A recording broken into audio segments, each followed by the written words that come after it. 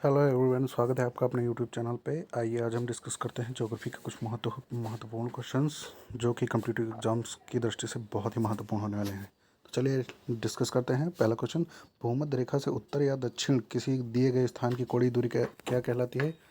तो इसका right answer हो जाएगा आपका अक्षांश। यह दूरी क्या कहलाती है? अक्षांश कहलाती है। नेक्स्ट क्वेश्चन, निम्नलिखित में से कौन सा वृहत वृत्त का उदाहरण है? वृहत वृत्त यानी कि जिसका व्यास बहुत ज़्यादा हो। तो भूमध्य रेखा ऐसी रेखा है जिसका व्यास सबसे ज़्यादा होता है, क्योंकि यह पृथ्वी को बीचों बीच से बांटती है। ठीक है, अगले क्वेश्चन पे चलते हैं। ट्रॉपिक ऑफ कैंसर निम्नलिखित में से क्या है? ट्रॉपिक ऑफ कैंसर यानी कि कर्क रेखा। तो जैसा कि हम लोग जानते हैं, कर्क रेखा यानी कि 23.5 डिग्री उत्तरी अक्षांश रेखा को हम लोग क्या कहते हैं? कर्क रेखा। राइट आंसर सी हो जाएगा। अगला क्वेश्चन है, ध्रुव की तरफ जाने पर अक्षांश रेखाओं के व्यास की प्रकृति कैसी होती है? तो ध्रुव की तरफ जाने पर अक्षांश रेखाएं जो होती हैं वो उनका जो व्यास होता है वो धीरे धीरे घटता जाता है। और चूंकि हम लोग यह जानते हैं, क्योंकि ध्रुवों पर अक्षांश रेखाएं क्या हो जाती हैं? बिंदु के रूप में हो जाती हैं। इसलिए इसका राइट आंसर जो है वो बी हो जाएगा। नेक्स्ट क्वेश्चन है, सूची मिलाना है। सूची एक को सूची दो के साथ सम्मिलित कीजिए। तो यानी कि भूमध्य रेखा हमारी 0 डिग्री को भूमध्य रेखा या विषुवत रेखा कहते हैं। ठीक, अगला कर्क रेखा मैंने आपको अभी बताया, 23.5 डिग्री उत्तरी अक्षांश को कर्क रेखा बोला जाता है। ठीक, जस्ट इसके विपरीत मकर रेखा 23.5 डिग्री दक्षिणी अक्षांश को हम लोग मकर रेखा कहते हैं। अब आर्कटिक वृत्त और अंटार्कटिक वृत्त की बात आती है। तो बोलने में जो भी हल्का है वह उत्तरी होगा, और जो भारी यानी कि जो भारी चीज़ें होती हैं, ठीक, वो क्या होती हैं? वो सतह के पास रहती हैं। तो आर्कटिक हल्का लग रहा है बोलने में, तो 66.5 डिग्री उत्तरी अक्षांश जो होगा वो आपका आर्कटिक वृत्त हो जाएगा, और 66.5 डिग्री वृत्त दक्षिणी जो होगा वो आपका अंटार्कटिक वृत्त हो जाएगा। ठीक है, अब आगे की ओर चलते हैं। छठे क्वेश्चन पे, धरातल पर एक अक्षांश की दूरी निम्नलिखित में से किसके बराबर होती है? तो एक अक्षांश की दूरी धरातल पर वास्तविकता में पूछी गई है, तो इसका राइट आंसर हो जाएगा ऑप्शन नंबर बी, यानी कि 111 किलोमीटर इसकी दूरी होती है।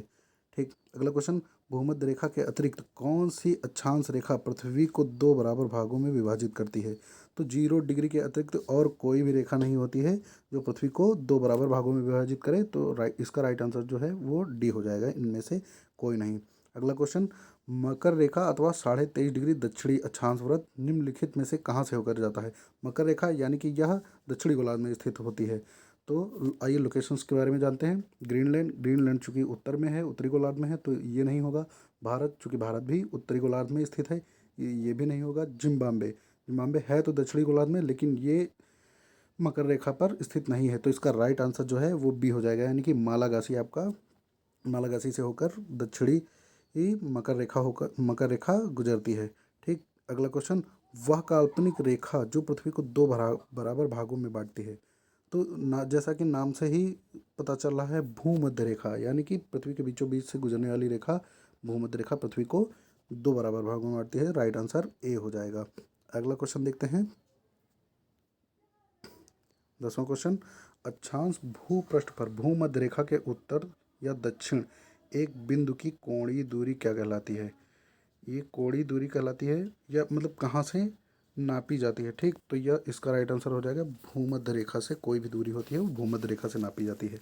ठीक, इसका राइट आंसर बी हो जाएगा। आगे 11वां क्वेश्चन, दोनों ध्रुवों को जोड़ने वाली वह काल्पनिक रेखा जो भूमध्य रेखा को समकोण पर काटती है। यानी कि भूमध्य रेखा क्षैतिज रेखा होती है, यानी कि इसके लंबवत जो रेखा होती है वो क्या कहलाती है?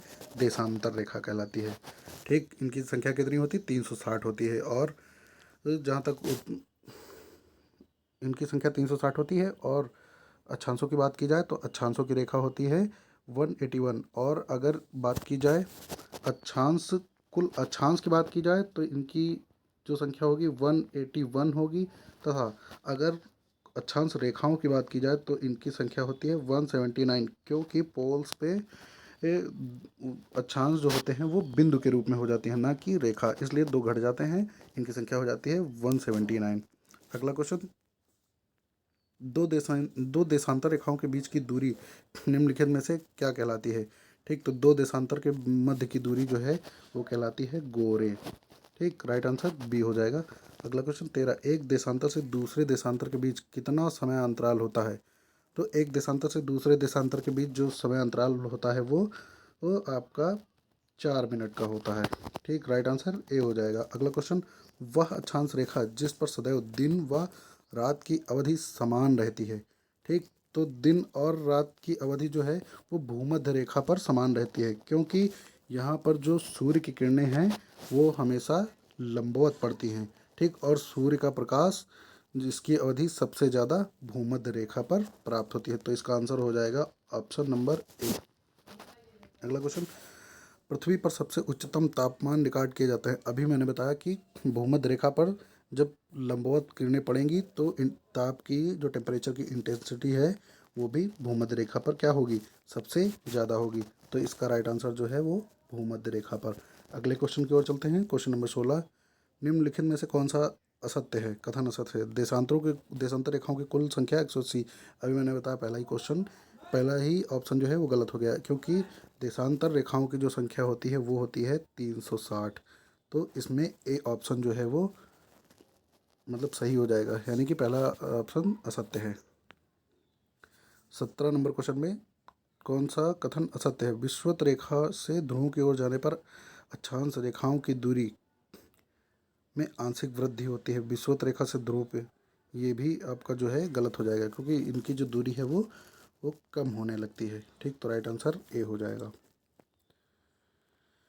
अगला क्वेश्चन, दो अक्षांश रेखाओं के बीच की दूरी लगभग होती है। अक्षांश रेखाओं की दूरी रिपीटेड क्वेश्चन आ गया, पहले 111 किलोमीटर होती है, पहले भी बताया जा चुका है। क्वेश्चन नंबर 19 में एक देशांतर की सर्वाधिक दूरी कहाँ पर होगी?